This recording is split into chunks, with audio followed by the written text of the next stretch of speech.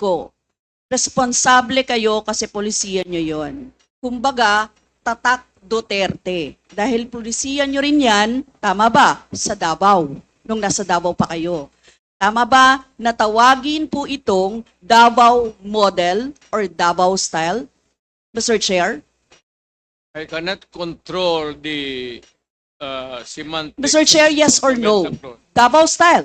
Do not ask me to answer yes or no. You are not an investigator.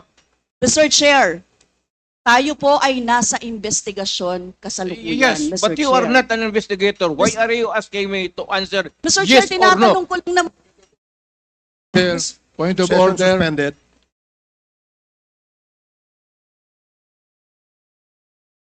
Addicts or mga pusher, etc. O meron mang mga LGU na mga mayor, merong iba.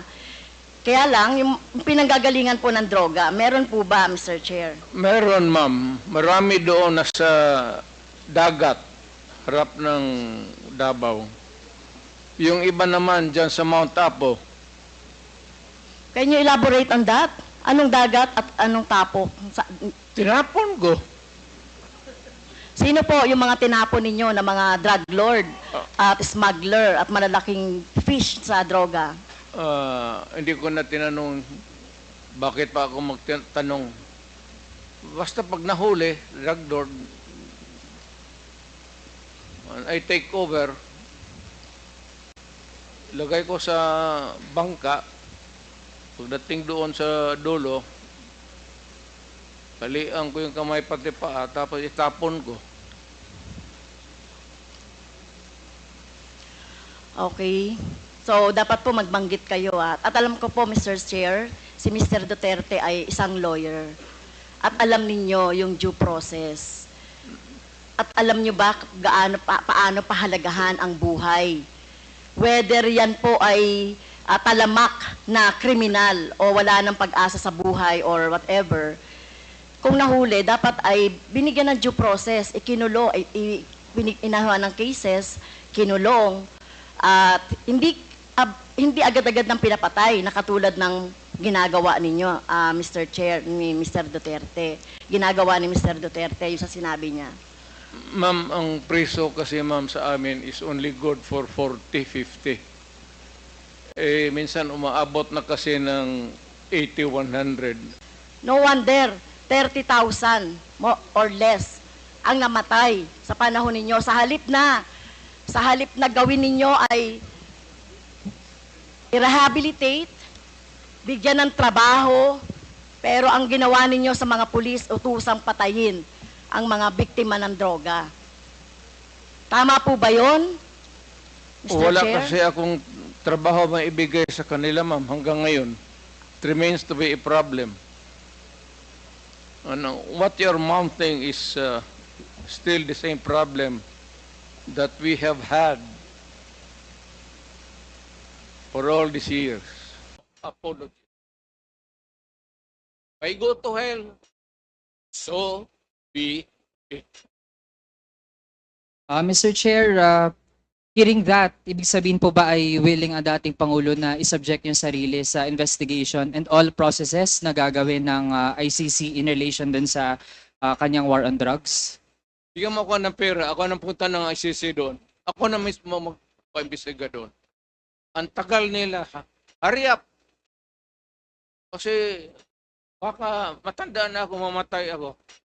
You might miss the pleasure of seeing me being standing before a court and hearing the judgment, whatever may be. Pero ako, sabi ko, ginawa ko para sa bayan, ginawa ko para sa mga anak natin. Hindi, you will not, never know kung ano yung resulta sa mga droga sa mga bata. You'd never know the sacrifice of the parents. You'd never know the misery. And they are Na si Michael Yang ay actually involved sa illegal drug trade.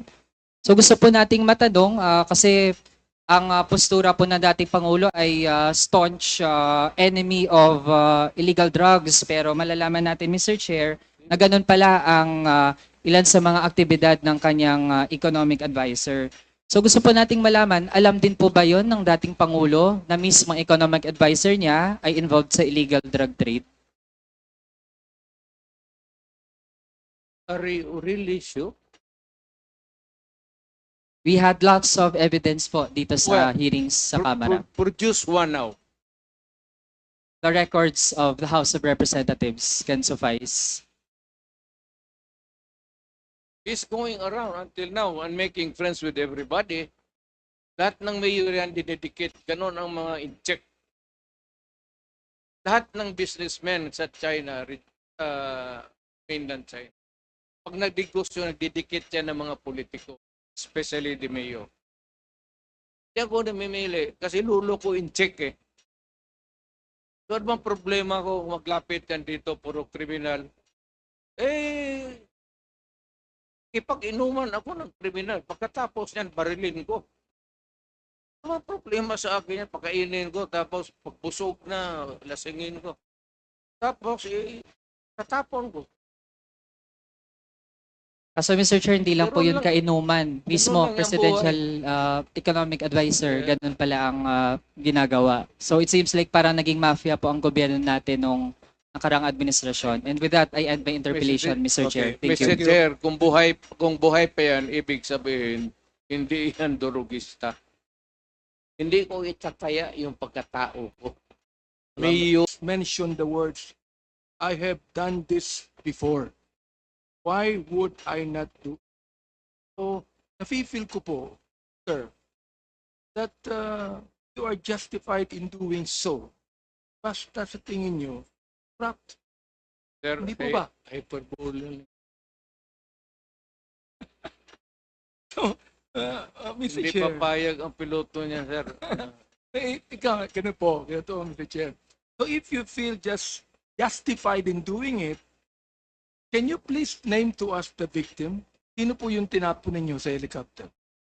Sinabi niyo po eh, I have done this before. Why would I not do it again? Sino po yung tinapon ninyo? Can you please name the victim? But, sir, sabi ko, O nagbibiro po kayo, no? istorya lang para sa kriminal. Pero paano mo itapon niya, sir? Saan mo pa yung... Yan, parang hyperbole, ano ho? hyperbole nga. Ayan.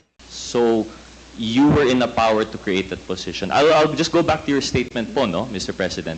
You said you were looking for someone with the smarts and the balls. Sorry for the language. You were looking for someone of that capacity. Now, according to Colonel Garma, you were looking for that person to manage your drug war. But you are saying now that it is not to manage your drug war because you couldn't create that position. It's a statement. Do not bind me with your statement. No, I'm now asking, Mr. President, about your statement. Why were you looking for someone with the brains and the capacity? Ano po yung job na, ano po yung trabaho na ibibigay mo po sana sa taong iyon? Because drug money is Alam mo, that is why we are not succeeding. Task force.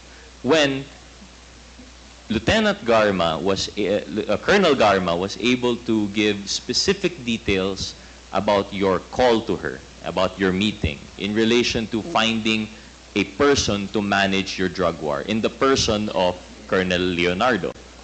This fact you stated on national television. I believe it was an interview with Attorney Panelo, in which you gave your reasoning for selecting someone of that religious affiliation.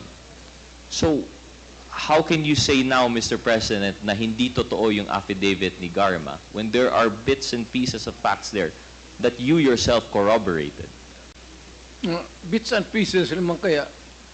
It cannot be the whole of the affidavit that what's saying now. Hindi naman hindi ko maintindihan kung anong pinagsasabi niya. But this I particular... have not read the affidavit so that I would not be in a position to correctly really to respond to your question. I am at a loss. Kasi ikaw yung may hawak ng... So you are now trying to investigate me. Para kang investigador. Yung may hawak ka ng affidavit dyan, executed by another person, and you're trying to confront me with the statements made in that affidavit, and you're trying to exact an answer from me. Pagka ganon, maghinto tayo dito. That is not proper. Mr. That President, is not fair. Mr. President, we're not. Hindi. Titindig ako dito. Bigyan mo muna ako ng... Session suspended. Yung mga